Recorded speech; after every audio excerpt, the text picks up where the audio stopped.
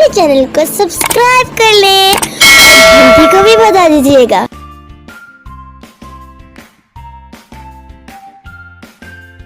बिस्मिल्लाहिर्रहमानिर्रहीम। अस्सलाम वालेकुम व्यूअर्स, उम्मीद है आप लोग खैरियत से होंगे और ईमान की बेहतरीन हालत में होंगे। अल्लाह ताला आपको खुश रखे और आपकी सोच से भी ज़्यादा आपको खुशियाँ दे।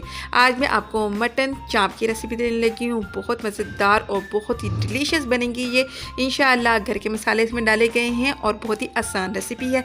लेकिन आपसे रिक्वेस्ट है कि रेसिपी को लाइक ज़रूर कर दीजिएगा, एक अच्छा सा कमेंट ज़रूर कर दीजिएगा और चैनल को सब्सक्राइब नहीं किया है तो सब्सक्राइब कर लें, बेल आइकन को दबा दें ताकि इंस्टेंट नोटिफिकेशन आपके पास पहुँच जाए। ये हमारे पास 1 किलो चाप है। इसके अंदर आप दही शामिल कर दें। ये 1 पाव दही है।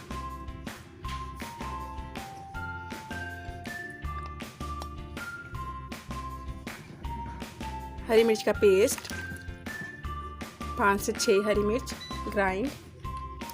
लहसुन अदरक का पेस्ट,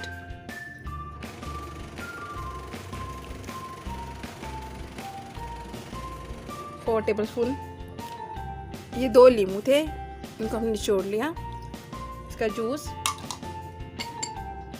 ये कचरी पाउडर 1 चम्मच भर के, नमक 1 चम्मच भर के, यह हस्बे जायका,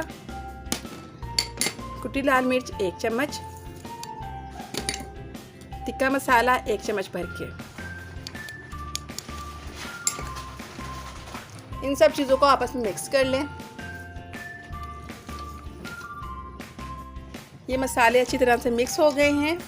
अब हम इसको 4 से 5 घंटे मैरिनेट करके रखेंगे, फिर हम इसको बॉईल करेंगे। 4 से 5 घंटे गुजर गए हैं, अच्छी तरीके से गोश्त मैरिनेट हो गया है। अब हम इसके अंदर आधा गिलास पानी शामिल करेंगे और इसको हम हल्की आंच पे पकाएंगे। और इतनी देर हमने इसको पकाना है कि अच्छे तरीके से गल जाए और इसका सारा पानी खुश्क हो जाए। हम इसको पका के आपको दिखाते हैं।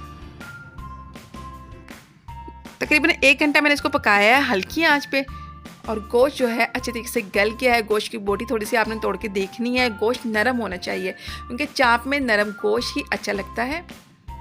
और आपने इसका पानी भी खुश्क करना है। तेज़ आंच करके पानी खुश्क कर लीजिएगा अगर आखिर में पानी खुश्क ना हो, क्योंकि पानी खुश्क करना ज़रूरी है ताकि मसाला बोटियों के साथ जुड़ जाए। अब मैं इसको फ्राई करके दिखाती हूँ। फ्राई करने के लिए एक पैन में कुकिंग ऑयल शामिल करना है। आपने थोड़ा सा कुकिंग ऑयल शामिल किया जाएगा क्योंकि इसको हमने शैलो फ्राई करना है। थोड़ा सा प्री हीट कर लें कुकिंग ऑयल को और इसमें एक एक करके चाप शामिल करें।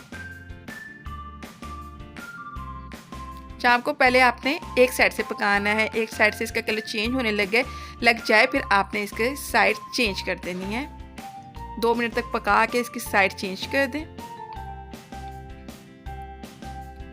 अब मज़ीद 2 मिनट तक दूसरी साइड से पकाएं और इसको 2-3 मिनट में फ्राई कर लें।